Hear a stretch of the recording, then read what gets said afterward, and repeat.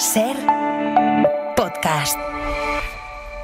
Estás escuchando el Abierto de Hoy por Hoy. Cada día analizamos las noticias más relevantes de la actualidad, las claves políticas, económicas y sociales, con las voces de los protagonistas y los distintos puntos de vista de nuestros tertulianos.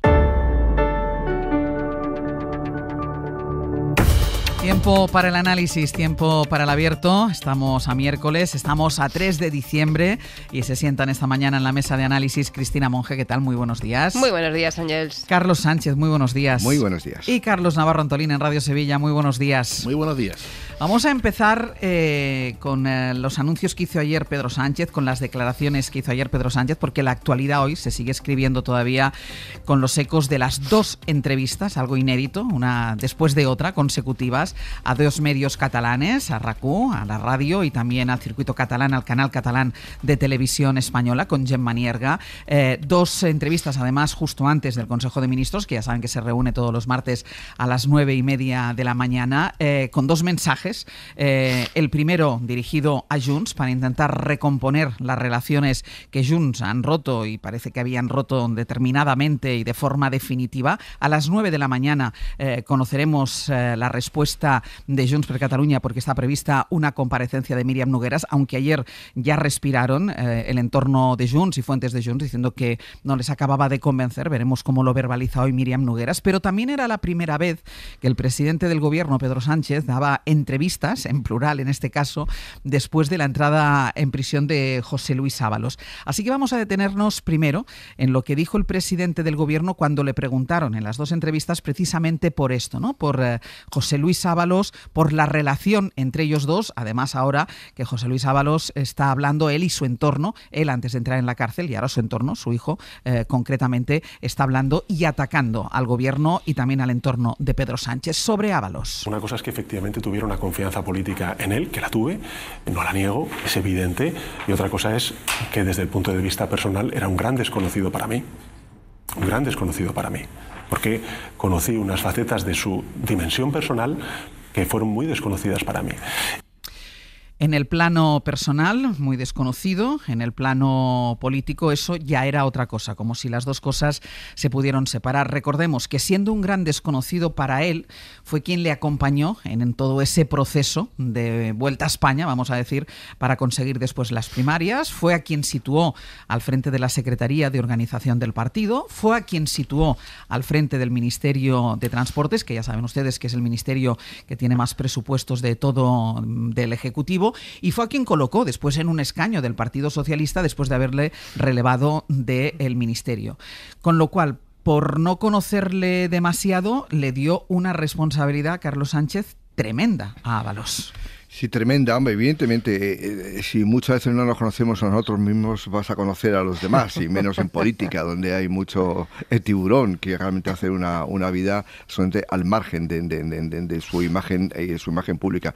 Yo creo que no puede decir otra cosa el presidente del gobierno, lógicamente. Es decir, si dijera lo contrario, es que tendría conocimiento de los desmanes que ha podido cometer el señor Ábalos. Yo en eso soy siempre muy pulcro y me gusta la presunción de inocencia, aunque en estos tiempos se lleva poco. Es decir, yo creo que el señor Ábalos tiene derecho a la presunción de inocencia. No puede decir otra cosa el presidente del gobierno, que es alejar la parte personal de la parte política. Desde el punto de vista político, todos conocemos el papel que cumplió el señor Ábalos, que además fue el portavoz en la moción de censura del Partido Socialista. Por lo tanto, tuvo un papel importante. Yo lo que he hecho en falta es la existencia de mecanismos de auditoría interna para ver el comportamiento de militantes muy cualificados. Creo que eso es un viejo problema que no solamente del Partido Socialista, sino en general de todos los partidos políticos. Es decir, cuando hay concesiones públicas hay que extremar el cuidado en un mundo que es eso, de tiburones en la política, y por eso yo creo que el presidente del gobierno no tenía que decir otra cosa, simplemente decir que no lo sabía, es obvio. El otro Carlos.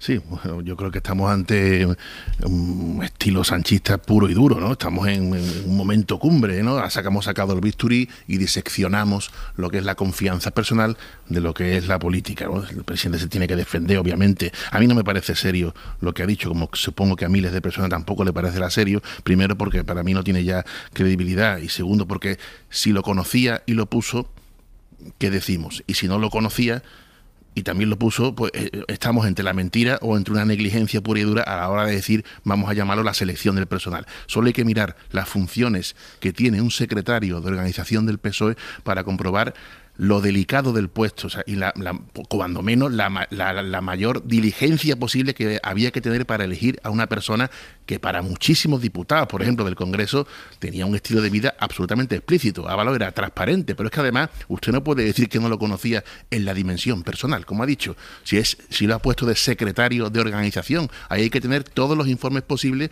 que fundamenten, que demuestren que es una persona válida para ese cargo. Claro, ¿qué va a decir ahora que no lo conocía? Evidentemente, porque Ábalos le ha abierto, entre otras cosas, un boquete en el voto femenino tan importante para el PSOE, ¿no?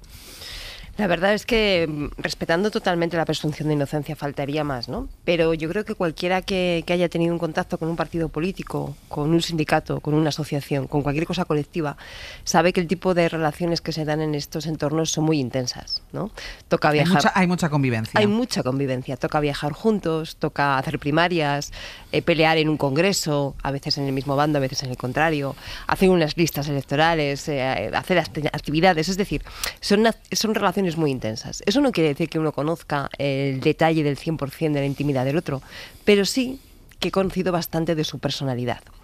Y la verdad es que aquí sigue habiendo un elefante blanco en la habitación que yo creo que no se acaba de despejar, y es por qué Pedro Sánchez sacó a Ábalos en su momento del gobierno y por qué volvió a readmitirlo en las listas por la Comunidad Valenciana, por la provincia de Valencia, unos año y medio después, quiero recordar. Eso es lo que tiene que despejar, ¿no? ¿Qué fue lo que le llevó a sacarle del gobierno cuando era ministro de Fomento y qué fue lo que llevó a volver a readmitirle las listas? Cuando eso se aclare, creo que todo se quedará despejado, pero mientras todo eso no se aclare, pues efectivamente está la sombra. A mí me parece mucho más interesante lo que han dicho otros responsables socialistas de mostrar sorpresa que decir que no lo conocía en la intimidad, porque insisto, que el tipo de convivencia que se dan en estas organizaciones son un tipo de relaciones y de convivencia que efectivamente dan mucho para conocer a los demás. Y ha habido otros responsables socialistas que no han mostrado sorpresa precisamente por lo que se ha ido conociendo después. Por cierto, muchas de ellas mujeres, que en su día levantaron la voz, dijeron, ojo, que aquí se están viendo cosas extrañas o están llegando comentarios, ¿no?, que nos hacen llevarnos a preocupar y vamos a ver qué pasa. Entonces, a mí me resulta realmente extraño la fórmula que ayer el presidente Sánchez escogió para calificar su relación con Ábalos, porque sabía que era una pregunta que le iba a caer. De esto no había duda. Pero eso tiene que ver, yo creo, con que los partidos políticos en general, y en este caso se ha puesto en manifiesto, luego hablaremos de Paco Salazar, es decir, son endogámicos por naturaleza, es decir, tienden a protegerse entre ellos porque son militantes, son dirigentes que se conocen desde mucho tiempo y no quieren abrir escándalos. Y entonces el presidente del gobierno probablemente miró para otro lado desde el punto de vista personal. Pero yo creo que una cosa es los comportamientos casquivanos, por así decirlo, del señor Ábalos, y otra estamos hablando de delitos. Es decir, ahí me cuesta creer que el presidente del gobierno conociera que el señor Ábalos, Koldo, digamos, esa trama o por supuesto Cerdán tuvieran comportamientos ilícitos y miraba para otro lado. Me cuesta mucho creer. Desde el punto de vista, digamos, personal, desde el punto de vista personal estoy convencido de que son endogámicos y tú ves comportamientos que son feos para la opinión pública y tú lo callas porque te abre un boquete en tu partido.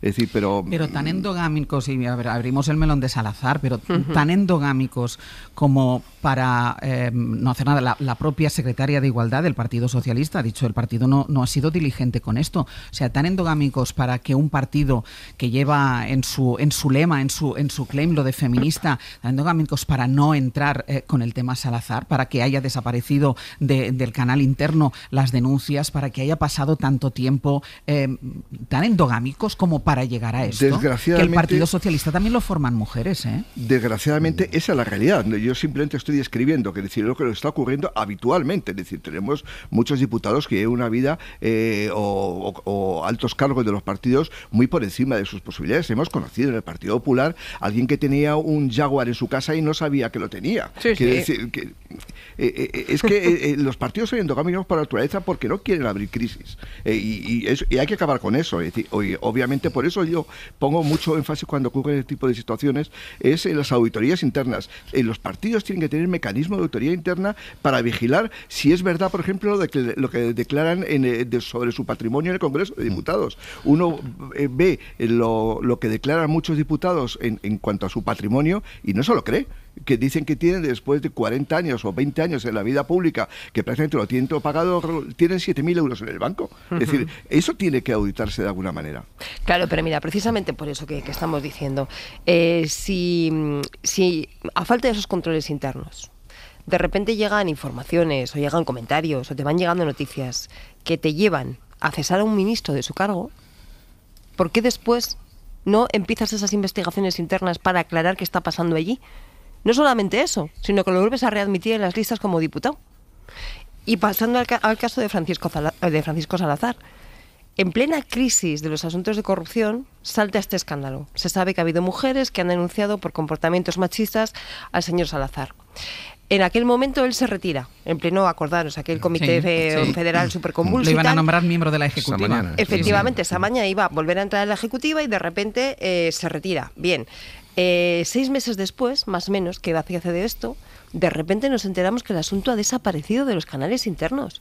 O sea, no es que no se haya sido diligente, que dice la responsable de igualdad en estos momentos. O sea, es que creo que se ha sido muy negligente. Pero es que es más, contaron voy contigo, Carlos, contaron los periodistas del diario.es que elaboraron esta información, que fue cuando ellos llamaron al Partido Socialista preguntándose por esto, cuando les dijeron, mira, no, es que ayer justo se dio de baja del partido. Efectivamente. Se dio de baja él, y por eso, como se dio de baja, ya no es un tema del Partido Socialista y por eso está abandonado. ¿Y durante estos 6 meses qué ha pasado? ¿Qué ha pasado? Sí, claro. Sí. Carlos. No, que aquí no se busca palmario, no se ha buscado en este caso la igualdad, el respeto a los derechos de las mujeres, ni mucho menos la investigación. Se ha buscado amortizar el tema, darlo por cerrado, con el mero hecho de esa misma mañana no dejarlo entrar en la Ejecutiva. Esa ha sido la maniobra, y ahora, unos meses después, pues ha saltado otra vez el tema, como era lógico. Partidos no es que tanto que viven en una endogamia, viven en una absoluta mentira.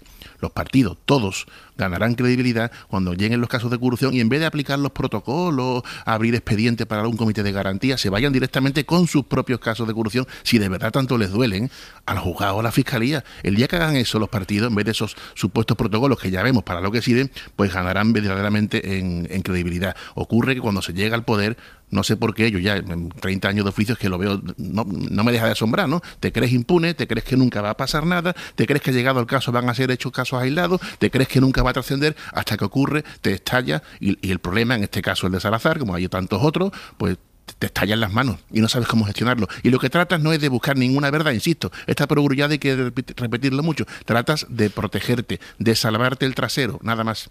Porque fíjate, porque los partidos precisamente lo que creen que el tiempo lo cura casi todo. Claro. Si lo hemos vivido en la Dana de Valencia, sí. es decir, un año de agonía del presidente de la Generalitat Valenciana, porque el Partido Popular no fue capaz de decir la verdad. Dígame usted dónde ha estado desde las 2 de la tarde hasta las 8 de la tarde, 8:20, que entró en el CECOPI. Dígamelo. Y si no me lo dice, pues a la calle. Pero claro, los partidos son endogámicos, ¿por qué? Porque nunca ven el momento de cuestionar a uno de sus dirigentes. Si habláramos de grandes empresas o medianas empresas, pasarían cosas muy Sí, parecidas, ¿eh? seguro que sí. O sea, que estamos Seguro, hablando claro. aquí de los partidos Sí. y cargamos las tintas contra ellos, y ya me parece bien que lo hagamos cuando es el caso, pero yo creo que hay que hablar del conjunto de organizaciones humanas. Son endogámicas por naturaleza, tendemos todos a protegernos dentro de nuestra tribu, y dentro de esas organizaciones también hay diferentes corrientes, tendencias, familias, llamadlas como queráis, que también se van protegiendo unos a otros y contra el contrario, ¿no? Indudablemente, pero el dinero público que manejan los partidos... Totalmente, un matiz, Carlos, totalmente. un matiz. Sí, Aunque sí, sea claro. verdad lo de las empresas. Y correcto, la por ejemplaridad supuesto. es importante en las Exacto. instituciones públicas.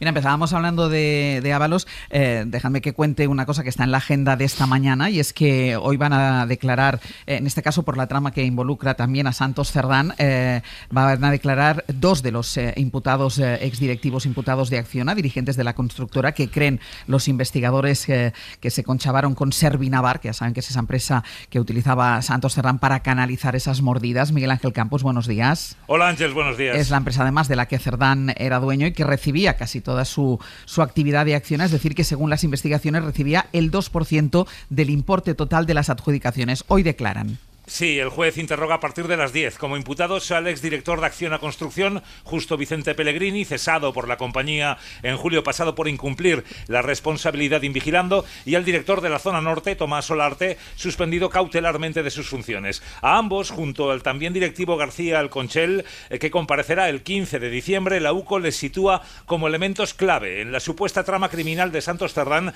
que nació en Navarra gracias al acuerdo de cooperación entre su posible empresa Servinavar y Acciona, Acciona para tener más tarde alcance nacional al llegar al Ministerio de Transportes al poco de constituirse el primer gobierno del PSOE. Constan, Ángels, reuniones discretas y con medidas de seguridad de Cerdán con Pellegrini y mensajes con Anchón Alonso, el supuesto socio del político en la empresa navarra. Servinávar facturó a Acciona 6,7 millones de euros en el periodo investigado, el 75% de sus ingresos abonados en ocasiones por conceptos genéricos, por lo que la UCO sospecha que eran ficticios y se correspondían con el 2% del importe neto del proyecto adjudicado. Santos Cerdán y su familia se vieron beneficiados por esta situación, según los agentes. Servinávar pagó los alquileres del exsecretario de Organización del PSOE en Madrid, contrató a su esposa, a su hermana y a su cuñado, y Cerdán disfrutó de tarjeta de empresa hasta un día antes de la detención de Koldo García. Acciona ha encargado una investigación interna que hasta el momento no ha hallado irregularidades ni pago de comisiones,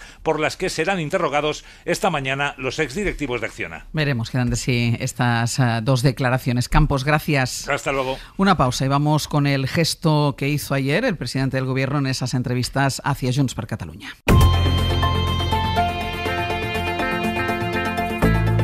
El Abierto. Ser podcast. En el Abierto, Cristina Monge, Carlos Sánchez y Carlos Navarro Antolín. Vamos con el verdadero objetivo de las entrevistas de ayer del presidente del Gobierno, porque insistimos, fueron dos entrevistas consecutivas, que esto no es lo habitual. La primera hora de la mañana con dos medios de implantación catalana, con la emisora de radio más escuchada, con RAC1 y también con el circuito catalán de Radio Televisión Española. Y al final es que tenían el objetivo de hacer ese guiño, ese gesto, para tratar de acercarse a Junts y reconducir, o al menos intentar reconducir la legislatura. El presidente reconoció por primera vez, porque antes había dicho lo contrario, unos meses antes, reconoció incumplimientos por parte del Ejecutivo hacia Junts y hacia las peticiones de Junts, aunque también puso en valor los avances dados durante la legislatura para recuperar la normalidad en Cataluña. Guillermo Lerma, buenos días. Hola de nuevo, Ángels. Pero además de lo que dijo el presidente en esas entrevistas, que fueron minutos antes de la celebración del Consejo de Ministros, el Ejecutivo aprobó un Real Decreto para recoger algunas de las medidas que pedía Junts, por ejemplo, la relativa a la financiación de los ayuntamientos. En el Gobierno lo que esperan, Guille, es que con estos gestos, con estos movimientos, se recupere la relación con los independentistas, aunque saben, y yo creo que lo saben por experiencia, que esto no es garantía de nada. Sí, lo hacen y lo admiten en el Ejecutivo sin saber si hay o no agua en la piscina, pero en Moncloa creen que la legislatura ha entrado en una nueva fase y en ese contexto justifican el movimiento del presidente, que intentó ayer dar un golpe de efecto para intentar reavivar la relación con Junts y de paso marcar también un poco la agenda y mover el foco del debate de la corrupción a la negociación parlamentaria. El voto de Junts es ahora, tras la pérdida del de Ábalos, más necesario que nunca para evitar un escenario de bloqueo total en el Parlamento, y Sánchez quiso iniciar en primera persona esa ceremonia de cortejo a Puigdemont, con esas dos entrevistas, un cortejo que incluye por un lado un cambio de retórica, asumiendo el presidente del Gobierno incumplimientos que hasta hace unas semanas no reconocía. El Gobierno de España, y yo en particular, tengo muy claro que tenemos que cumplir con esos acuerdos, con esos compromisos, porque realmente merece la pena. Desde el punto de vista de los cumplimientos, es verdad que no hemos cumplido con todo, yo lo asumo, pero también es cierto que se han logrado avances importantes. Ese mensaje, asumiendo los incumplimientos en primera persona, lo repitió tanto en RAC1 como en Televisión Española, pero esa ceremonia de cortejo tenía un segundo paso, que era también ofrecer nuevas medidas que en el Ejecutivo creen que los de Puigdemont no pueden rechazar porque se vienen demandando desde el último bastión de poder que les queda a los independentistas, que es el bastión municipal. Así que en el Consejo de Ministros dicen que la jugada es ganadora en cualquier caso, porque esto les va a permitir demostrar además que hay margen para seguir llevando cosas y sacando medidas en la Cámara, aunque Sánchez, es cierto, vuelve a arriesgar, Ángels, porque cede en medidas que forman parte de la agenda que la derecha independentista usa para combatir a la ultraderecha de Alianza Catalana, y eso puede también levantar ciertos recelos entre los socios parlamentarios de izquierdas. Guille, gracias. Hasta luego. Después hablaremos de estos socios parlamentarios de izquierdas que sí han empezado a manifestar estos recelos, porque es verdad que cuando Junts más tocado está, más desubicado está, y además con esas encuestas hablando, el último CIS catalán, el CEO ya hablaba de ese casi sorpaso, como mínimo empate entre Junts per Catalunya, que perdía muchos escaños, y Alianza Catalana. Cuando más fuera de foco está Junts, va el presidente del gobierno, Cristina, y les vuelve a dar el foco. Le vuelve a dar el foco al partido de Puigdemont. Sí, la verdad es que fue sorprendente todo lo de ayer. La puesta en escena, dos entrevistas a dos medios de ámbito catalán para anunciar lo que se iba a aprobar en el Consejo de Ministros, ¿no? O sea, lo de la deliberación del Consejo de Ministros ya se acaso para otro día, ¿no? En un clarísimo intento de intentar recuperar esas relaciones con Junts. Yo no sé si como una última opción a la desesperada de intentar recomponer la mayoría parlamentaria. Pasa que esto ya lo hemos vivido. Esto último, la desesperada, esto ya lo hemos vivido. Por eso digo que no sé si es la última. Porque, hombre, tú lo miras desde fuera y dices, pues sí, es como una última opción, ¿no? Pero efectivamente ha habido ya muchas últimas opciones, entonces no lo sé si lo es o no lo es. Y sobre todo lo que subrayaba el compañero, sin garantías de que con esto vaya a ser suficiente. Vamos a ver cómo reacciona ahora Míriam Nogueras como portavoz de Junts, aunque ayer ya deslizaron aquello de queremos hechos y no palabras, ¿no? Hay cosas muy, muy llamativas. Algunos de los primero la asunción del incumplimiento por parte del presidente Sánchez, que efectivamente es la primera vez que lo dice, ¿no? Creo que era más sincero cuando en anteriores ocasiones decían, bueno, hemos avanzado en cosas, pero llega un punto en que ya no están en nuestra mano. Pues efectivamente, el reconocimiento del catalán en la Unión Europea, pues tú puedes negociar, puedes empujar, puedes intentar que el resto de países lo apoyen, pero la última decisión no está en tu mano, ¿no? Y yo creo que ayer el gobierno ha hecho lo que ha podido para empujarlo, pero llega un momento en que probablemente no puede más. Pero aparte de eso, la asunción de esos incumplimientos, ese entonar el mea culpa, que creo que puede dejar a entender que había mucho acordado de esa comparecencia de ayer con los entornos de Junts, ¿no? O por lo menos pactados los entornos en los que la conversación se iba a producir, deja todo en una posición en la que efectivamente el gobierno dice, bueno, yo ahora reactivo una serie de medidas para que vuelvas a confiar en mí, vamos a ver qué responden ahora, pero en definitiva lo que está diciendo es, quiero recuperar la mayoría parlamentaria para ver si puedo tirar para adelante, y si no, la pregunta es, ¿y si no? Porque claro, venimos de un contexto en el que el presidente Sánchez ha hecho en los últimos tiempos dos declaraciones muy contundentes. Una, yo voy a presentar los presupuestos generales del Estado y si no se aprueban, de ahí no se deriva que vaya a disolver las Cortes y convocar elecciones. Y dos, se puede gobernar sin mayoría parlamentaria. ¿Vale? El intento de ayer de recuperar esa mayoría parlamentaria no es un poco una enmienda a esas dos declaraciones que tanto han dado que hablar y que tan significativas del momento son. Entonces, claro, yo creo que ahora mismo, si antes Junts tenía la sartén por el mango y la sartén, que lo tenía todo, pues en estos momentos tiene muchísimo más. ¿Se puede seguir gobernando sin mayoría parlamentaria? Hombre, en puridad se puede, ¿no? Hay mucho que ejecutar de medidas de actos legislativos que ya están aprobados, hay mucho que ejecutar, hay mucho que gestionar, se podría, ¿no? Pero claro, con todas las limitaciones que sabemos. Y los fondos Next Generation, que creo que tan importantes han sido durante estos años para la recuperación y para la economía de este país, terminan. Y eso abre un escenario, eso sí que abre un escenario nuevo ante la posibilidad de que se vuelva a estar sin presupuestos. Antolín.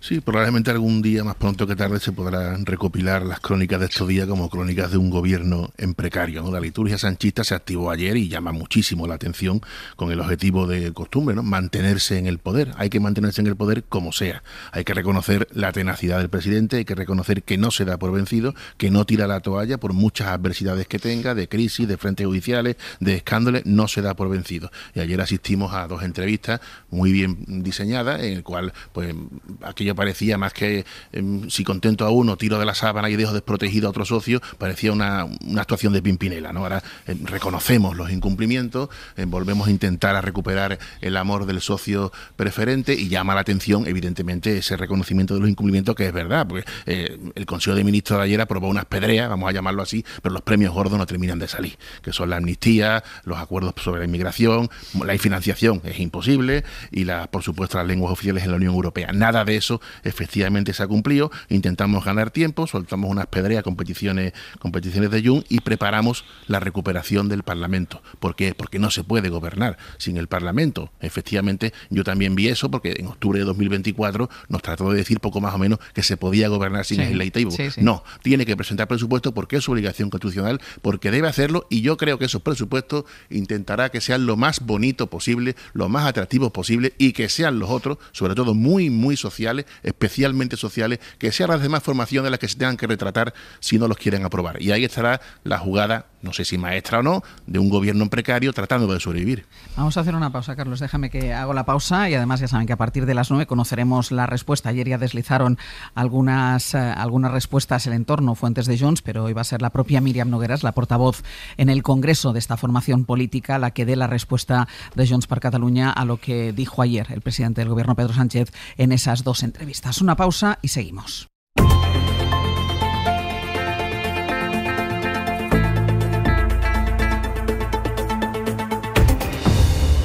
Abierto, Cristina Monge, Carlos Sánchez y Carlos Navarro Antolín. Estábamos con el análisis de ese gesto, ese cortejo del presidente del Gobierno, Pedro Sánchez, a Junts, después de que Junts anunciara, ya saben, la ruptura, y dificulta todavía más lo que queda de legislatura. Ayer Pedro Sánchez reconoció que había incumplido algunas de las peticiones, algunas de las promesas que había hecho a Junts per Catalunya en esas dos entrevistas que hizo para medios catalanes. A los dos les dijo lo mismo, reconoció ese incumplimiento, y claro, llamaba la atención porque solo unas semanas, un tiempo antes, había dicho esto el presidente del Gobierno. Lo sabe Junts que estamos cumpliendo con todos esos acuerdos. Evidentemente hay acuerdos que no dependen en exclusiva del Gobierno de España.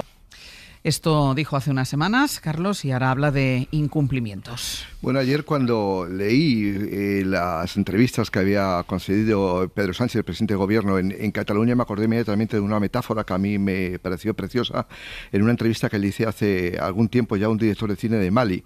Y él contaba que yo le pregunté sobre por qué África se estaba acercando a China y por qué cada vez tenía más influencia Pekín en lo que pasaba en África. Y me decía, bueno, esto es como si te tiras a un río, te estás ahogando y te agarras a una rama pensando que te vas a salvar, y luego resulta que es un cocodrilo. Y yo creo que está en esa misma situación Pedro Sánchez. Él está ahogándose y probablemente se va a agarrar a un cocodrilo que se lo va a devorar. Lo que pasa es que ya lleva agarrado al cocodrilo, lleva bastante tiempo peleando con el cocodrilo. Está ganando tiempo permanentemente hasta encontrar una solución en algún momento oportuno para convocar elecciones. La pregunta que podemos hacernos, nos la hicimos hace pocos días, es decir, ¿compensa realmente prolongar la legislatura apoyado en alguien que te va a más crear muchos problemas con tus socios que son mucho más leales, como RC, como Podemos y por supuesto Sumar? Es decir, yo creo que no compensa. Es decir, agarrarse a un cocodrilo al final te devora, porque son muy pocos los leales. Los independentistas, ellos mismos lo han dicho, nosotros estamos comprometidos con Cataluña y no con el resto de España. Es decir, cuando realmente pensar que Cataluña tiene futuro al margen de España, pues la verdad es totalmente irreal. Creo que cuanto antes convoque elecciones el señor Pedro Sánchez, mejor para todos. Lo que pasa es que los acuerdos que ha habido hasta ahora sí que han permitido avanzar en políticas progresistas, que era la promesa de este gobierno y que es la promesa de este gobierno, ¿no? Muchas, reforma laboral, temas de derechos, cuestiones sociales, son muchas las que se pueden enumerar. Y además, efectivamente, la situación en Cataluña hoy y la relación de Cataluña con el resto del Estado no es la que era. Ahí se han ganado puntos enteros. O sea, yo creo que ha sido muy positivo en ese sentido. La cosa es si en estos momentos se puede seguir avanzando en esa dirección de políticas progresistas o no. Yo creo que esa es la pregunta que tienen que hacerse, ¿no? Y en el problema estará cuando las concesiones empiezan a entrar en contradicción con las políticas progresistas. Justamente, si resulta que esto implica pactar un traspaso de competencias en materia de migración con un enfoque nítidamente xenófobo, como se planteaba en alguna de las propuestas, pues entonces efectivamente eso entra en contradicción y entonces ya no merece la pena. Yo creo que ese es un poco el balance, ¿no? En cualquier caso, fijaros que con lo que hizo ayer Sánchez, que obviamente es pues un intento, ¿no?, de ese cortejo que decíais, ¿no?, un intento de restablecer las relaciones, en el caso de que no saliera, en el momento que decida convocar elecciones, siempre podrá articular el discurso de yo he hecho todo lo que está en mis manos. Y eso es muy relevante en Cataluña, porque en estos momentos Cataluña es uno de los grandes graneros de votos del PSOE. ¿no? El papel de granero de votos que en su día tuvo Andalucía para el PSOE, en estos momentos Cataluña es uno de los focos, ¿no? Entonces él siempre va a poder articular ese discurso de he hecho todo lo posible, he intentado 1001 veces acercarme, he tendido la mano en reiteradas ocasiones para que el acuerdo pudiera seguir funcionando. Si no ha sido posible es por culpa de ellos, ¿no? Por lo tanto también probablemente está aquí poniéndose una venda antes de la herida. Disculpa, Carlos, medio segundo solamente, Sí. pero Ahora voy contigo, pero Carlos. precisamente por eso, porque el Partido Socialista, el gobierno de coalición, tiene un amplísimo capital, un patrimonio acumulado durante los últimos 7 años y probablemente alargar artificialmente la legislatura van en contra de ese capital. Es decir, lo que tiene que es decir, gracias a nosotros se ha subido el salario mínimo interprofesional, las pensiones están garantizadas por ley, hemos conseguido normalizar la vida política en Cataluña. Es decir, tiene un capital extraordinario. Y lo que el riesgo que supone ahora para el gobierno de coalición es que ese capital quede devorado precisamente por alargar artificialmente la legislatura. Carlos. Sí, el gobierno solo tiene un objetivo, le merece la pena permanecer en el poder a costa de lo que sea. Yo que lo veo clarísimo, ¿no? Vamos a hablarlo así, el catecismo sanchista proclama un solo Dios, un solo objetivo que es la Moncloa y una sola ideología que es el poder por el poder. Es evidente, se está gobernando en precario, si es que lo que estamos viendo no lo hemos visto nunca, insisto, y hay que repetirlo aunque nos parezca ya casi una verdad de perogrullo, porque es que si no podemos acabar creyéndonos normales ciertas mentiras, ¿no? Ha dicho el presidente al menos una verdad en el corte que antes hemos oído. Hay cosas que no dependen del gobierno de España, pero que las han vendido, las han prometido como si fuera de ellos. Y a los nacionalistas, separatistas, como cada uno los quiera llamar, según los casos, siempre le ha interesado la ventanilla única del gobierno de España para exigirle todo, incluso lo que el gobierno de España no podía darle. Incluso lo que los nacionalistas saben que no le puede dar y no el lo gobierno. saben, a sabiendas le ponen la tesitura de prometerle lo que no está en su mano. Ahora estamos a la espera, que es lo que yo quiero ver, cómo reacciona Junts, que más o menos me intuyo que será endureciendo el discurso y significando la distancia, y otra vez lo más importante va a ser a la respuesta de Junts, cómo reacciona el presidente del gobierno con esta nueva estrategia de no darse jamás por vencido, pero que tengamos claro que el objetivo es amanecer en la Moncloa. Es un éxito. Pues mira, yo no estoy tan seguro que lo que ha hecho este gobierno sea el poder por el poder. Ha utilizado el poder para transformar muchas políticas sociales. No digo mantenerlo. Quiero decir, pero claro, es que para poder hacer políticas sociales tiene que estar en el poder. A mí esa visión que se tiene muchas veces, claro, la obligación de la oposición es derribar al gobierno y la obligación del gobierno es gobernar. Y este gobierno ha gobernado mucho tiempo. Lo que pasa es que estamos viendo las expectativas. En el próximo año 26 va a tener muchas posibilidades de sacar adelante medidas que pueden transformar la realidad de los ciudadanos. Pues eso es lo que podemos hacer. En el Consejo de Ministros de ayer, muchas medidas no eran especialmente progresistas, porque Junts, que yo sepamos, no, a ver si Junts van a ser heredero de comisiones obreras o algo así, no me he enterado yo. Bueno, pero las medidas que se planteaban ayer, desde luego no entran en contradicción. Yo no vi, hasta lo que yo conozco, no vi nada que entrara en una contradicción flagrante, como podía haber sido, por ejemplo, todo el tema de la inmigración que se propuso en su momento. Si nos conformamos con que no haya contradicciones flagrantes, estamos de acuerdo. Claro, la factura electrónica para las empresas y los autónomos, la posibilidad de que los ayuntamientos puedan endeudarse y puedan invertir más. Hay más cosas. Son elementos, sí, hay más cosas. Las cuestiones de financiación son elementos que a priori yo creo que no entran en contradicción. Bueno. Pero más allá de eso, la oposición está para controlar al gobierno, efectivamente. Y por lo tanto, en ese sentido, ponerle contra las cuerdas, intentar sacarle. Pero este gobierno, hasta ahora, yo sí que creo que ha ido avanzando en esas políticas progresistas. Y justamente la valoración que hay que hacer que tienen que hacer, yo creo, en estos momentos es si sigue siendo posible eso o no. Y recordemos que tampoco a Junts le interesa precisamente en estos momentos una convocatoria electoral. Están en horas bajas en todas las encuestas, tienen Alianza Catalana con el aliento en la nuca, cada vez más cerca. La amnistía sigue sin aplicarse a Puigdemont, que eso es un tema clave, que por cierto, ¿cuánto está costando? ¿Cuánto tiempo está costando esto? Y políticamente, ¿qué significativo está siendo? Es decir, que aquí hay intereses por todos los sitios que pueden ser contradictorios. Vamos a ver por dónde sale Míriam Nogueras ahora. Pues dejadme que hagamos una pausa, porque ya está compareciendo Míriam Nogueras. Hacemos una pausa y a la vuelta contamos qué es lo que ha dicho.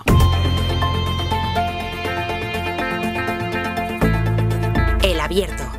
Ser podcast. Estábamos a la espera de esa comparecencia de Míriam Nogueras, portavoz de Junts en el Congreso de los Diputados, a lo que dijo ayer Pedro Sánchez en esas dos entrevistas, en este reconocimiento al incumplimiento a lo pactado con los independentistas, con el partido de Puigdemont. Y Xavi Abelló, buen día. Hola, ¿qué tal? Buen día. ¿Qué ha dicho Nogueras? Pues Nogueras sigue con esta comparecencia ahora mismo en la sede de Junts per Catalunya. Lo que ha dicho de momento es que ayer sí que hubo un cambio, que es que Pedro Sánchez reconoció públicamente desde la Moncloa que habían incumplido con sus compromisos y que la relación con Junts per Catalunya estaba rota y que por lo tanto no hay conversaciones con el partido, pero avisan que a pesar de esos gestos anunciados y del Real Decreto que se aprobó ayer por el Consejo de Ministros, no va a haber un cambio de posición respecto a lo que venía haciendo hasta ahora en las últimas semanas Junts per Catalunya. Escuchamos. Pedro Sánchez reconeix públicament, i ho fa des de la Moncloa, Pedro Sánchez reconoce públicamente desde Moncloa estos incumplimientos incomplert i que, per tant, la relació entre ells i nosaltres és trencada. Y que, por lo tanto, la relación está rota. I no hi ha no hay negociación, no hay conversaciones.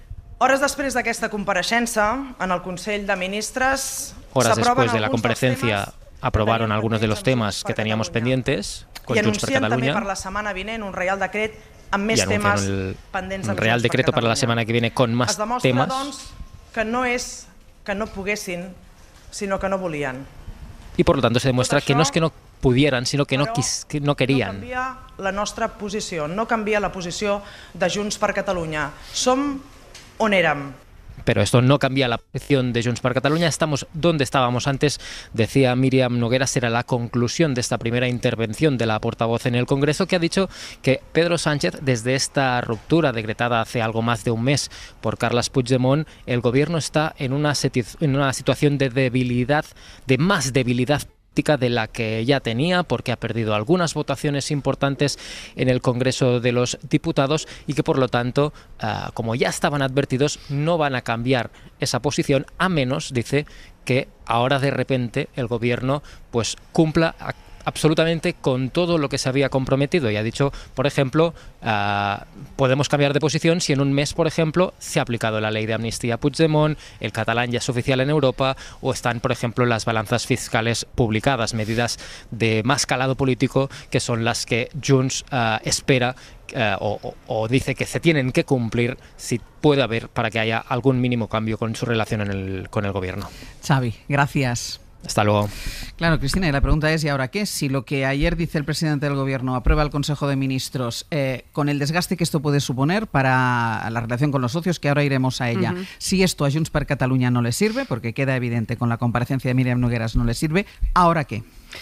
Pues yo creo que ahora, como hace 6 meses, como hace 5, 4, 3, 2 y la semana pasada, exactamente, porque tengo la sensación de que aquí estamos jugando, o sea, se nos está escenificando un baile que no supone cambio alguno en lo sustancial.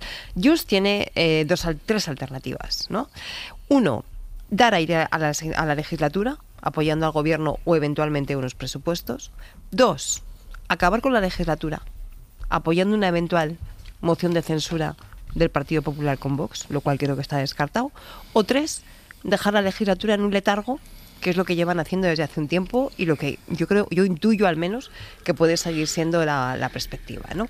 Y básicamente es lo que ahora mismo nos ha dicho Míriam Nogueras, es no nos creemos nada, que haya acciones y vamos a ver si en el plazo de un mes las grandes carpetas que dicen ellos, la amnistía, sí, son las carpetas Cataluña, que no etcétera, dependen del gobierno. Claro, pero es que aquí partimos, Ángeles, yo creo, de un problema inicial, y es que Junts le pedía al gobierno cosas que el gobierno no puede dar y el gobierno se comprometió a cosas que no están en su mano. Que, por cierto, estos 2 elementos son de primero de negociación, ¿vale? O sea, es lo primero que te enseñan en las escuelas, que en la negociación no hay que hacer. No pidas a nadie nada que no te pueda dar y no te comprometas a nada que no esté en tu mano. Bueno, pues las 2 cuestiones encima de la mesa como eje fundamental de esta relación. Sin entrar, que ahora iremos a eso según veces, en los temas de cómo afecta esto en el resto de socios o en el resto de territorios. Ahora iremos, Sánchez. Yo cuando estaba escuchando a Míriam Nogueras, me llama la atención lo que hablábamos anteriormente. El Partido Socialista, el gobierno, tiene incentivos para mantener la legislatura en una situación de enorme debilidad en el Congreso. Yo creo que tiene muy pocos. Es decir, y uno se pregunta, ¿qué incentivos tiene Junts para tener esta estrategia? Lo que hemos conocido en los últimos 2 años es que no le ha dado ningún resultado, todo lo contrario. En las encuestas del CIS catalán, Junts aparece como un partido cada vez más perdedor y un partido cada vez más residual, pese a lo que ha sido históricamente la vieja Convergencia y Unió. Es un partido que no le está dando buenos resultados esa estrategia con el Partido Socialista. Y entonces, claro, uno se pregunta, ¿pero por qué mantienen esto? La verdad es porque es un partido descabezado que simplemente está buscando la amnistía para el señor Puigdemont, pero no tiene ninguna coherencia. Carlos, pero la alternativa pasa por apoyar una moción de censura a Pepe Vox, lo cual para Junts sería suicida también. Por eso claro, es que están entre la espada y la pared. La situación es endiablada claro. Y desde luego lo que sí sabemos es que esta estrategia de oposición al Partido Socialista no le da buenos resultados. Exacto. Carlos. Claro, Junts mira a Alianza Nacional como el PNV tiene que mirar continuamente a Bildu, mira a su territorio. ¿Cómo ve el votante catalán y el votante de Junts, cómo ve que se reconozca y que la propia portavoz en Madrid haya destacado que el presidente no ha cumplido, que reconozca los incumplimientos? ¿Eso cómo lo valora el votante catalán y en concreto el votante de Junts? Porque al final te has llevado 2 años y no has conseguido ninguno de los grandes objetivos. Yo por eso creo que la siguiente jugada es ir a los presupuestos, el gobierno los va a presentar y que sean especialmente bonitos, vamos a llamarlo así, con muchas concesiones de Cataluña, y ahí tendrá Junts otra vez que señalarse. Mira, déjame que entre en el terreno de la reacción de los socios, porque no gusta ni a los socios de investidura ni tampoco a los socios de gobierno estos gestos que está haciendo Pedro Sánchez hacia Junts per Catalunya. Josué Coello, buenos días. ¿Qué tal, Ángeles? Buenos días. Primero, Esquerra Republicana, que ya ha criticado en varias ocasiones estos acercamientos de Pedro Sánchez a Junts. Ayer también lo hizo, habló de un error por parte de Pedro Sánchez, pero es que también Sumar, también Podemos advierte de algo que estábamos hablando antes aquí en El Abierto, de que hacerle el juego a Junts pone en peligro la agenda del gobierno en algunas materias, sobre todo en materias de calado progresista. Un tema, por ejemplo, puede ser la vivienda. Sí, porque aunque los socios ven bien el intento de acercamiento con los de Puigdemont, desconfían de la letra pequeña y creen que puede suponer un giro a la derecha en asuntos delicados, tú lo decías, para la izquierda, como es la vivienda, la inmigración o la fiscalidad. Fue ayer un día de muchas expresiones coloquiales en los pasillos del Congreso. Cuando preguntábamos qué pensaban el resto de socios, acudían a la teoría de la manta corta, pero también nos decían que esto es desvestir a un santo para vestir a otro, o hacer esto con Junts es susto o muerte. Incluso Sumar pidió al PSOE que mida mucho estos pasos porque creen que comprar el argumentario de Junts es comprar el de la patronal catalana. Escuchamos a Verónica Barbero y Gerardo Pisarello. Junts tiene que entender que compartimos el avance en una agenda plurinacional de confederalidad y de modelo de Estado, pero esto tiene que encajar con la convergencia, con unas mayorías, que lo que queremos también es una agenda social de progreso. ¿Cuál sería el problema? Bueno, el problema sería que con la excusa de recuperar los puentes con Junts se asumieran pues las exigencias antisociales de un sector de la patronal, concretamente de Foment del Treball, que es lo que demanda, lo que pedía Feijóo hace unos días y es lo que pide Vox. En Esquerra, Rufián tildó este paso de error a través de redes sociales, mientras que fuentes parlamentarias de Podemos lo califican de falta de rumbo y creen que esto solo va a servir para ganar tiempo en una legislatura que, según ellos, agoniza. Su portavoz, Yone Belarra, hablaba de la agenda ultra y racista de Junts. Me parece que comprar la agenda ultra racista, la agenda antiderecho a la vivienda que quiere imponer Junts es un error. Otros socios como Compromís acudían al clásico ¿qué hay de lo mío?, recordando que hay deberes que aún no se han cumplido. Y es que, Ángels, otra cosa que ha molestado mucho a los socios es la premura para sacar adelante las primeras medidas. Aprobados ayer 2 decretos en Consejo de Ministros, estos se van a votar en el último pleno del año, que será la próxima semana. Josu, gracias. A vosotros. La teoría de la manta de la que hablabas tú también, Antolín, es decir, te tapas por un lado pero te destapas por otro. En este caso te destapas por el lado de los socios. Pues sí, ahora vamos a entrar, como diría el difunto Camilo José Cela, en un teatro en el que los perros comienzan a danzar, ¿no? Como lo vamos a ver, podemos ver incluso cosas extrañas. Atentos al Senado hoy y mañana, porque Esquerra puede incluso hasta votar junto con el PP en alguna de las propuestas para separarse. O sea, ahora vamos a entrar en el teatro donde los actores se van a multiplicar y cada uno va a buscar situarse, teniendo en cuenta siempre que a ninguno le va a interesar que haya un adelanto electoral. A todos les interesa que este gobierno siga. Yo al menos no tengo la más mínima duda. Por eso el presidente del gobierno se puede permitir decir que va a agotar la legislatura. Cristina. Claro, es que muy de acuerdo, Carlos. O sea, realmente aquí un análisis de incentivos, que es lo que hay que hacer en estos casos para evitar que las ceremonias de la confusión consigan su objetivo de confundirnos. Ese análisis de incentivos, lo que viene a decirnos es que a nadie exactamente le interesa en estos momentos ese adelanto electoral, ¿no? Quizá a Vox, pero no está en su mano. Sí, por lo tanto, tiene poco que hacer. En ese sentido, a partir de allí, ¿qué es para mí lo más peligroso? 2 cosas. Una, lo comentábamos al principio de la tertulia.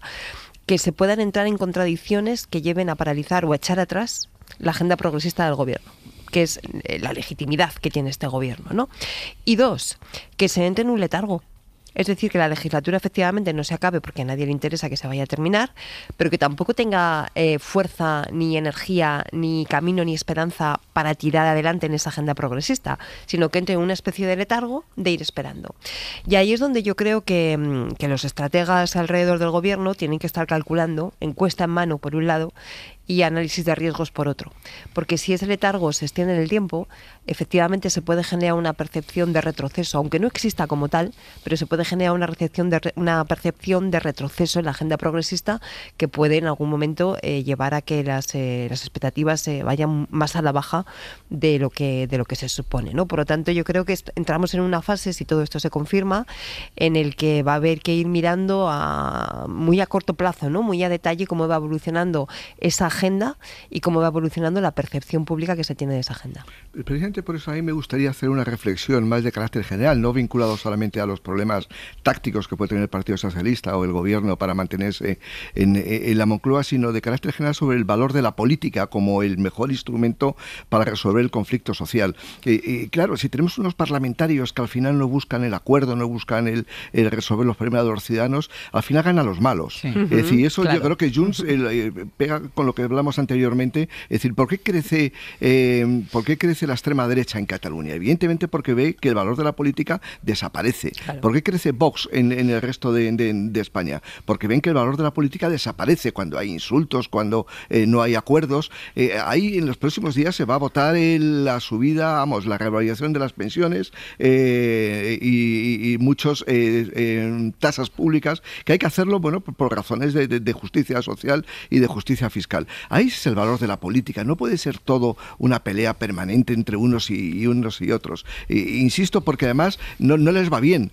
Si el Partido Popular hubiera sido más constructivo, es probable que ahora tendría una mayoría absoluta en las encuestas y Vox no sería un partido al alza. Si Junts hubiera hecho una política más constructiva, es muy probable que el fenómeno de la migración no se viera como un gran problema claro. de Cataluña, sino se vería de otra manera. A mí me parece que hay que recuperar ese valor de la política y no entrar tanto a esta miseria de las peleas de por ti y por mí. Hacer creíbles las propuestas, ¿no? Claro. Acabamos de salir de un fin de semana en el que por séptima vez el Partido Popular ha sacado a la gente a la calle para protestar contra Pedro Sánchez y su gobierno, y el Partido Popular no está haciendo lo que está en sus manos para, en teoría, su objetivo, que es, si España se rompe y España se cae, pues intenta echar al gobierno. Claro, presenta una moción de censura. Claro, presenta una moción de censura o las dos cosas, empieza a recomponer los puentes con los que han sido tus aliados históricos, como son PNV y Junts. Pero lo tiene complicado mientras esté la muletilla de la ultraderecha. Lo tiene imposible, pero fíjate, Ángeles, aun con la muletilla de la ultraderecha,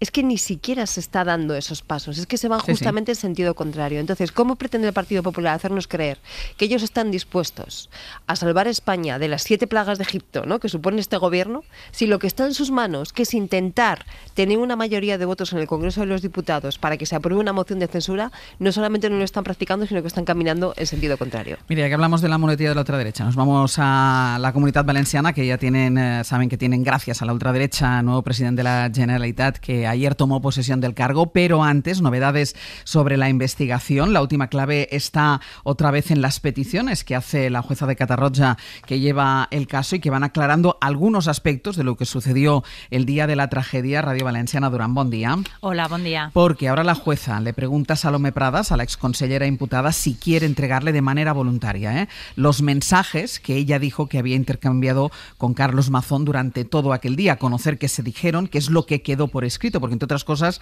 no sabíamos con exactitud y vamos conociendo cuáles fueron los movimientos del expresidente de la Generalitat. Ahora, por ejemplo, ya hemos visto, Ana, las imágenes en movimiento de cuando Mazón llega al CECOPI en 2 coches oficiales y con sus escoltas. Sí, y podemos ver esas imágenes porque el coordinador de emergencias ese día tomó la decisión de frenar el borrado automático que se realiza al mes de la grabación de esas cámaras de seguridad. Este funcionario, que declaraba ayer ante la jueza, explicó que pensó que esas imágenes podían ser útiles en un futuro, no se equivocó, así que optó por no borrarlas, una decisión que además había consultado con su superior, que es el subdirector general de Emergencias, Jorge Suárez, que respaldó esa iniciativa. En los dos vídeos se puede ver en uno cómo llegan esos dos coches al aparcamiento del centro de emergencias. En él viajaban Mazón, su jefa de prensa, un asesor y en este trayecto sí, los escoltas del presidente. El otro vídeo son las imágenes en movimiento de esa foto fija que habíamos visto ya de Mazón entrando en el CECOPI con ese jersey amarillo, acompañado de estas personas a las 8:28 de la tarde. Y todo esto, como les decía, en paralelo a esa toma de posesión ayer de Juanfran Pérez Llorca como nuevo presidente de la Generalitat, ayer ya como presidente a todos los efectos y, por cierto, un día después de que su partido aprobara una paga extra en el salario de Carlos Mazón, pidió perdón a las víctimas, dijo, por el mal funcionamiento, pero de todas las administraciones. Sí, Pérez Llorca ya lo había anunciado y ayer siguió ese guión. Después de los saludos protocolarios, lo primero que hizo en su discurso de apenas 10 minutos fueron unas palabras para pedirle perdón a las víctimas. En nombre de la Generalitat decía, pero con ese matiz de repartir la falta de acción, los fallos entre todas las administraciones. Com a president de la Generalitat i en nom de la Generalitat Valenciana, demanar perdó. Ni el dia 29, ni els dies posteriors al 29, les administracions públiques van estar a l'altura de lo que mereixia la societat. I per això comença esta intervenció, demanant perdó. Un perdó que ha de ser l'inici d'una reconciliació. El presidente hablaba de reconciliación, también de la tensión y de la crispación de este último año, con debates alejados de las víctimas, decía Pérez Llorca, que solo aumentan su dolor. Así que la presidenta de la Asociación de Víctimas Mortales, que es Rosa Álvarez, lo interpretaba de esta manera, que cambia el tono, pero no el fondo. Es que no es la manera de pedir perdón ni la manera de empezar, como ha dicho ya, un nuevo ciclo. El nuevo ciclo lo inicia él como presidente de la Generalitat, pero sí que es cierto que tiene mejores formas, pero el fondo no vemos una gran diferencia. Hoy Pérez Llorca, por cierto, va a dar a conocer su gobierno. La comparecencia está prevista a las 12. Ana, gracias. A vosotros. Decía la presidenta de la Asociación de Víctimas Mortales, Carlos Sánchez, decía, el nuevo ciclo lo empieza él. Para nosotros es más de lo mismo, y no solo más de lo mismo, es más de lo mismo y todavía más atado o más vinculado a la ultraderecha, a Vox. Bueno, hablábamos antes de gobiernos agónicos, ¿no? De que está simplemente alargando la legislatura, y en este caso es más evidente, es decir, porque primero depende de Vox, que es un partido que está en alza en las encuestas y por lo tanto le va a hacer la vida prácticamente imposible. Yo creo que ha sido un error del Partido Popular no convocar elecciones, porque además esto va a contaminar al resto de sus expectativas de voto en el conjunto del Estado. A mí está bien la reconciliación, pero la reconciliación pasa por reconocer los errores. Y si simplemente dices que perdón, pero no reconoces los errores y encima premias al presidente de la Generalitat, ya que ahora es diputado, pues la verdad su credibilidad está bajo mínimos.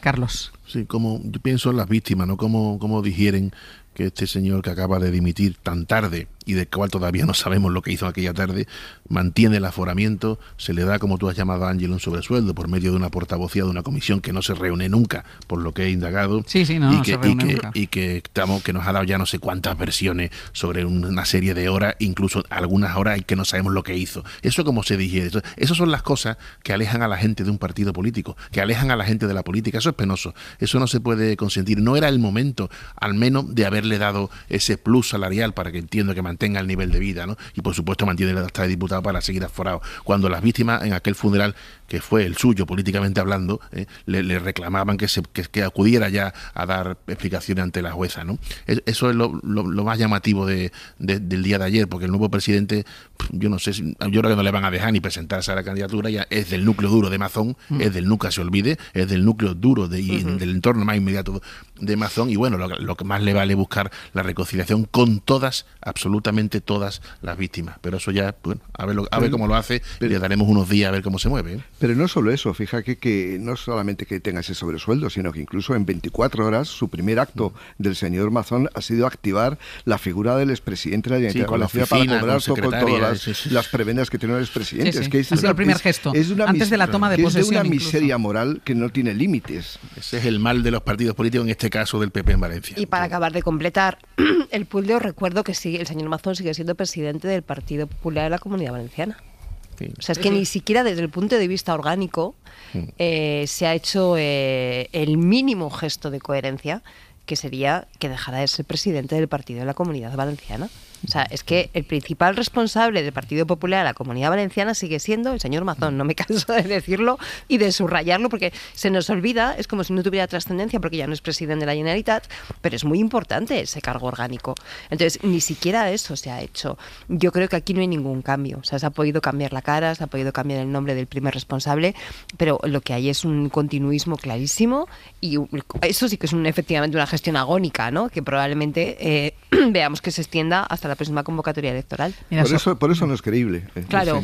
Sobre la relación entre PP y Vox, que está bien engrasada en la Comunidad Valenciana, recordemos, no nos cansamos tampoco de hacerlo, que fue la primera comunidad que cerró un acuerdo para un gobierno autonómico, cosa que, digamos, que tuvo repercusión en las elecciones generales posteriores, que a pesar de haber ganado Alberto Núñez Feijóo, no sacó la mayoría suficiente para poder gobernar, y es evidente que ese tropiezo o esa piedra en el camino era ese acuerdo que habían cerrado en la Comunidad Valenciana de una manera rápida, que por cierto lo cerró Pérez Llorca, ese acuerdo que había cerrado entre el PP y Vox. Bueno, pues de ese acuerdo que escenifican y que han llevado a cabo en la Comunidad Valenciana, de momento no se traslada al resto de comunidades. Primero fue en Castilla y León, donde la ultraderecha rechazó apoyar los presupuestos de Fernández Mañueco, y ahora ocurre lo mismo en Baleares. Mallorca, Juan Antonio Bauzá, buen día. ¿Qué tal? Buen día. Porque la presidenta de esa comunidad, Marga Proens, va a tener que prorrogar los presupuestos después de que Vox tumbara el techo de gasto, que ya saben que es el paso previo para aprobar las cuentas. Esta postura de la ultraderecha evidencia que no darán su apoyo a los presupuestos del Govern Balear, pero es que además de que las diferencias entre PP, Vox y en esa comunidad son palmarias, no ha habido ningún acercamiento entre ambas fuerzas para desbloquear la situación. Nada, alguna reunión la semana pasada, pero que no ha fructificado. En el debate de ayer hubo reproches constantes, así que vamos con algunos ejemplos. Manuela Cañadas es la portavoz de los ultras. Por la irresponsabilidad de un gobierno que ha convertido la gestión pública en una sucesión interminable de excusas, mentiras y deslealtades. Otro ejemplo. La arrogancia inaceptable de quien se cree con mayoría absoluta y la deslealtad institucional de quien carece de palabra y compromiso. Y al final lo acababa todo resumiendo. Porque la confianza se ha roto. De esta forma. En el Gobierno insisten en que ellos han hecho su trabajo, que era llevar el techo de gasto a la Cámara, aprobarlo en Consejo de Gobierno, llevarlo a la Cámara, y que la responsabilidad de no haberlo aprobado no es de ellos, es de PSOE y de Vox, que siguen directrices de Madrid. Antoni Costa es el vicepresidente del Gobierno. En funció de les ordres que han rebut de Madrid. Que dice, lo hicieron en función de las órdenes que recibían de Madrid. Hay quien se pregunta en la oposición, lo decían ayer en el Parlamento, que si Proens, la presidenta balear, Marga Proens, responsabiliza al PSOE de que no haya techo de gasto en Baleares, si pensará también que Feijóo es el responsable de que Sánchez no tenga sus cuentas aprobadas. Proens, que por cierto ayer llamó la atención, no estuvo en el debate del techo de gasto en el Parlamento, en ese revés parlamentario, dejó solo a su vicepresidente. Ella se marchó a Toledo. La verdad es que es un placer poderos acompañar esta tarde como presidenta del Gobierno de las Islas Baleares en este Congreso Nacional del Sindicato Unificado de Policía. A un congreso del SUP, del Sindicato Unificado de Policía. En cualquier caso, en el Gobierno no se dan por vencidos y el vicepresidente Antoni Costa, que escuchábamos antes, finalizó su intervención diciéndole a Vox que básicamente le dijo, oye, que si os lo pensáis seguiremos aquí. Però si algun dia es donen aquestes condicions, el Govern de les Illes Balears hi serà. El Gobierno estará, les decía Toni Costa, aquí estaremos, decía el vicepresidente. Proens sigue hoy en Madrid, por cierto, a esta hora recibiendo un premio de turismo sostenible de Cambio 16.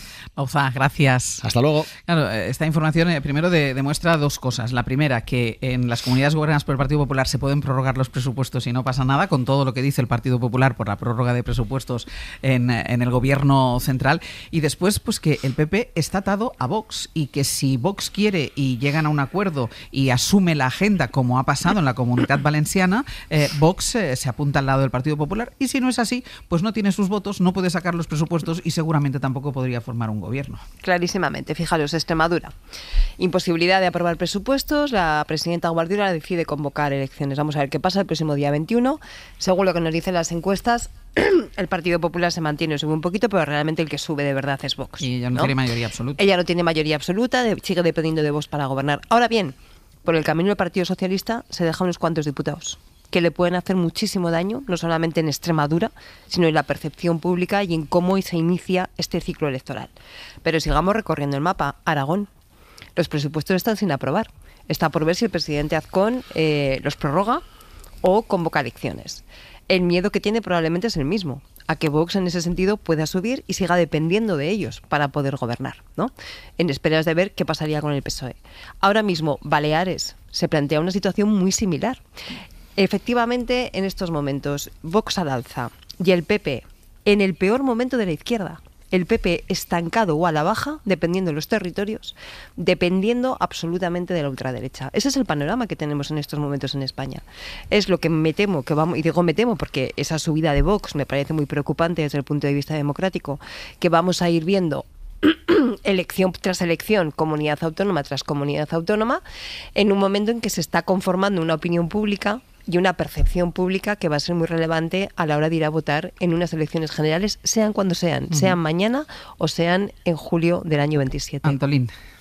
La frase de que un gobierno sin cuentas públicas no puede hacer nada es de Pedro Sánchez en 2018. Después ya vemos que él está gobernando sin presupuesto o con los presupuestos más que prorrogados y que después en otras comunidades autónomas tienen que empezar a hacer lo mismo. En este caso, porque el PP y Vox va a hacer lo imposible por erosionar al Partido Popular, es su obsesión. Vox tiene una única idea, que son las elecciones generales. Todo lo que hará en los territorios, las comunidades autónomas, está enfocado de cara al objetivo principal de Santiago Abascal, que son las elecciones generales y, por supuesto, tratar de superar al Partido Popular. Ha sonado el tantán electoral ya en Extremadura, vienen elecciones y todo, absolutamente todo, estará tamizado, infectado si se prefiere, contaminado, condicionado, lastrado por las elecciones. Con lo cual, pues probablemente no tengamos presupuesto en ningún sitio ni en otro. Pero que insisto, que el que ya decía que no se podía gobernar sin presupuesto, y creo que fueron hasta 10 veces, lo dijo en 2018, fue Pedro Sánchez. Sí, pero hay una diferencia. Efectivamente dijo eso Pedro Sánchez, y que no se puede gobernar sin presupuesto. Ni hacer nada, dijo. No hacer nada. Creo que sus palabras, los hechos le han desmentido aquellas palabras. Pero la diferencia está en que te pones en manos de Vox, que es un partido poco leal al sistema democrático. Claro. Me explico. Lo que estamos viviendo en Baleares, en Extremadura, en Aragón, en muchos sitios de España, es un anticipo de lo que puede venir en el futuro. Es decir, Vox no es un partido más. Es decir, yo hay veces que entendemos que es que Vox está entre el sistema democrático y el sistema de partidos y no va más. No. Vox lo único que va a buscar es destruir el sistema constitucional con criterios, con el tema de la inmigración, con el tema de las minorías, con muchos asuntos que son nucleares en el sistema constitucional español. Por lo tanto, lo que tiene que tener en cuenta el Partido Popular, que en el futuro, si gana las próximas elecciones, va a tener un partido que le va a hacer la vida imposible, porque no le interesa la gobernabilidad de España ni la estabilidad democrática. Lo que le interesa es simplemente sabotear pues conceptos europeos. Es decir, el cambio que se ha producido en la extrema derecha en los últimos años es que hasta hace relativamente poco tiempo la extrema derecha era antieuropea, intentaba acabar con el euro y cuestionaba a Bruselas porque eran todos burócratas, eran todos corruptos. Es decir, y ahora han dicho, no, vamos a hacer la política desde dentro. Es decir, lo que están intentando es sabotear la democracia. Y entonces, en un momento dado, cuando el Partido Popular tenga 150 diputados y dependa de Vox, en el momento que le interese, no le va a preocuparse de los ciudadanos, va a preocupar exclusivamente de sus intereses electorales, que además están al alza. Y si estuvieran a la baja todavía, pero es que están al alza. Y están al alza, entre otras cosas, porque aun sin necesidad de entrar en los gobiernos, la ultraderecha en España ha hecho suya esa máxima que dice que más vale renunciar al poder para conseguir la influencia. Pero vamos. Han salido de gobiernos donde estaban, gobiernos autonómicos, no de todos, porque siguen en diputaciones, en algún ayuntamiento, pero bueno, han salido de la parte fundamental de los gobiernos autonómicos, pero tienen más poder que nunca para hacer valer sus postulados que el Partido Popular hace suyos. Fijaros la gran paradoja. Fijaros la gran paradoja de Valencia. O sea, la tragedia de una dana que tiene en su base la crisis climática acaba dando alas a un partido negacionista que consigue que la derecha institucional del Partido Popular haga suyos los postulados contra el Pacto Verde Europeo, aprobados por Ursula von der Leyen de su familia política. O sea, la paradoja es tremenda. Y ese es el gran poder que tiene en estos momentos la ultraderecha, que en buena medida se lo concede el Partido Popular. Porque no le interesa la gobernabilidad. En la Comunidad Valenciana han llegado a un acuerdo, le han votado al señor Pérez Llorca, pero no tiene ni siquiera un programa concreto. No está por escrito. No está por escrito. O sea, los ciudadanos exactamente no saben lo que han pactado. Ni la servilleta de bar, aquella que firmó Mazón en su momento. No, o sea, los ciudadanos no saben lo que han pactado, pero sí le ha comprado todos los postulados porque quedó clarísimo en el discurso que hizo Juanfran Pérez Llorca, porque además, recordemos que el Partido Popular dijo, nosotros decidiremos nuestro voto en función de lo que diga Juanfran Pérez Llorca. Evidentemente dijo lo que Vox, lo que la ultraderecha quería que dijera en ese discurso de investidura. Últimos minutos para salir al exterior, porque ya sabemos que estamos muy pendientes de todo lo que dice y de todo lo que hace Donald Trump, y en este caso sobre su actitud sobre Venezuela. Advierte otra vez, ya lo había hecho en otras ocasiones, de una invasión terrestre a ese país. Habla de esa operación, dice el presidente de Estados Unidos, que sería una operación sencilla, que sería fácil. Lo que cambia, si cabe, yo creo que es el tono que ha decidido emplear en esta ocasión el presidente de los Estados Unidos, Donald Trump. Corresponsal en Washington, Sara Canals, buenos días. Buenos días, Ángels. Sara, estamos acostumbrados ya a que Trump emplee fórmulas de todo tipo y todo mal gusto para hacer política, pero esta vez ha ido un poco más allá. Insiste en que están en una cruzada contra el narcotráfico y que por eso acosan a Venezuela, aunque en realidad acaba de indultar a un condenado por narcotráfico, que es un expresidente de Honduras. El caso es que en esa cruzada, ha dicho Trump esta noche, vamos a acabar, y cito la textualidad de la frase, haremos una invasión terrestre para acabar con esos hijos de perra, Sara. Sí, es una amenaza que ha lanzado en plena reunión de gabinete junto a su equipo de gobierno y donde ha advertido que es mucho más sencillo atacar por tierra que por mar.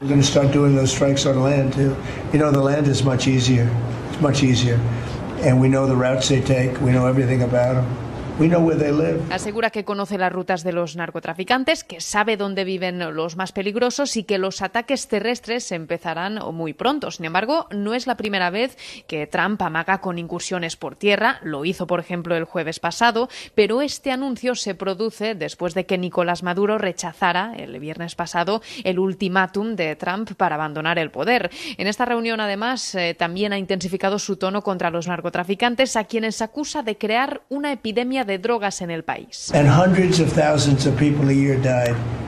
And we're taking those son of a bitches out. Miles de personas al año mueren, así que estamos echando a estos hijos de perra. No se ha limitado además al régimen chavista. Ha insistido en que cualquier país que venda droga a Estados Unidos será sujeto de ataques. I hear Colombia, the country of Colombia, is making cocaine. They have cocaine. Y ha puesto como ejemplo a Colombia por su producción de cocaína. Sara, gracias. A vosotros. Carlos Sánchez, ¿le ves capaz? Bueno, yo creo que me recordaba las armas de destrucción masiva con el tema de las drogas, que es decir, Estados Unidos lo utilizó para invadir Irak y era solamente mentira, y ahora la coartada y la excusa es el narcotráfico, es decir, hay intereses petroleros en el asunto de Venezuela y sobre todo es inmoral políticamente. La sociedad estamos muy adormecidos, pensar que un país decide el presidente de otro gobierno, pues de otro país, pues voy a invadirlo. Es decir, y hemos asumido con una cierta normalidad. En Naciones Unidas no tiene nada que decir sobre esto.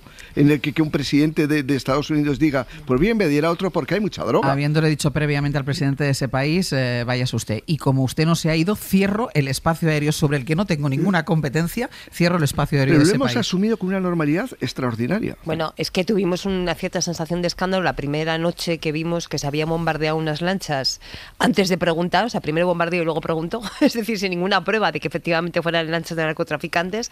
La segunda vez ya empezó a pasar desapercibido.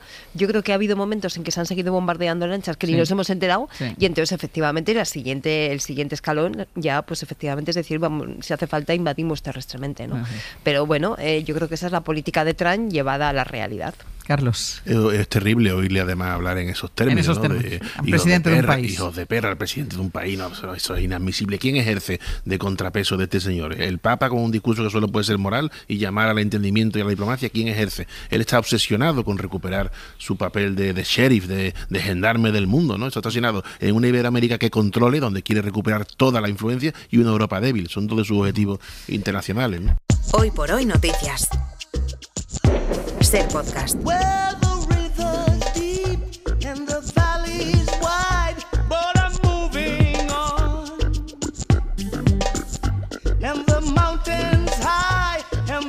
Vamos a ir terminando ahora ya sí el abierto. Están aquí Sergio Castro y Ana Usle. Buenos días. ¿Qué tal? Hola. Ellos se van a encargar de contarles lo que tenemos preparado a partir de ahora. Ni Ana ni yo estamos especialmente preocupados. Luego no seríamos los candidatos a priori para llamar ¿Por nada? ¿No estás preocupado por nada? No, tenemos un día bastante tranquilo. Bueno, siempre hay cosas, evidentemente, que hay que mejorar en tu comportamiento, por ejemplo. Pero ¿estás preocupado por mi comportamiento? A veces sí, a veces he de reconocer que sí. 900, 100, 800 para que todos los que estén preocupados, que ese es el tema de hoy en El Rincón y la Esquina con Marta Sanz y Manuel Delgado, preocupaciones, pues nos cuenten un poco de qué van sus preocupaciones, si viven efectivamente preocupados. No sé si es un buen momento pedir por las preocupaciones después del abierto, ¿eh? Bueno, es que nunca va a ser ¿Por qué vamos? Pero es que nunca va a ser un buen día, así que en algún momento hay que hacerlo. ¿Qué les preocupa? ¿Se preocupan antes de tiempo, innecesariamente? O menos de lo que deberían en realidad. ¿Cómo se afrontan esas preocupaciones que al final les paralizan, les anima a tomar decisiones? Las preocupaciones les hacen mejores. Todo tipo de cosas que tengan que ver con grandes historias sobre las preocupaciones ahora en El Rincón y la Esquina con Marta Sanz y con Manuel Delgado. Muy bien. Y después, a partir de las 11, Pepe Rubio está ahora mismo preparando la maleta para un nuevo viaje de ida. ¿Sí? En esa maleta Parece coldo. Exacto.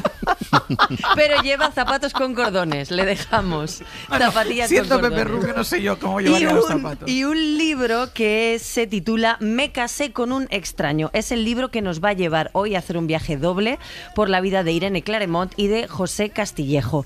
Irene Claremont, escritora y psicoterapeuta, se casó con José Castillejo, que fue la persona que revolucionó la educación en España, creó las becas internacionales, creó la residencia de estudiantes y se conocieron en Londres hace un siglo, y Pepe Rubio nos va a llevar a recorrer estas dos vidas en el viaje de ida a partir de las 11. Muy bien. Vale, y luego vamos a terminar con la charla. Les contaré brevemente que la persona que viene hoy ha intentado venir en 2 ocasiones. Esta es la tercera vez que la hemos convocado, por razones diferentes, casi siempre culpa nuestra, eso es la verdad. Siempre culpa nuestra. Siempre a favor de su entusiasmo por venir, pues no ha podido ser. Ella es el Premio Nacional de Danza 2025. Nuestro objetivo es entrevistarla antes de que llegue 2026. Y hoy es 3 de diciembre. Si todo sale bien, cruzamos mucho los dedos y somos optimistas, Janet Novas esta mañana en Hoy por Hoy. Ya, pero date cuenta que ella ha decidido venir por sus propios medios. Sí, ha dicho que no quería taxi ni nada. Nada que nuestra intermediación tuviera algún peso. Exacto. Pues vamos a cruzar los dedos. Cristina Monge, Carlos Sánchez, Carlos Navarro Antolín. Hasta la semana que viene. Un abrazo. Adiós. Para no perderte ningún episodio, síguenos en la aplicación o la web de la SER, Podium Podcast o tu plataforma de audio favorita.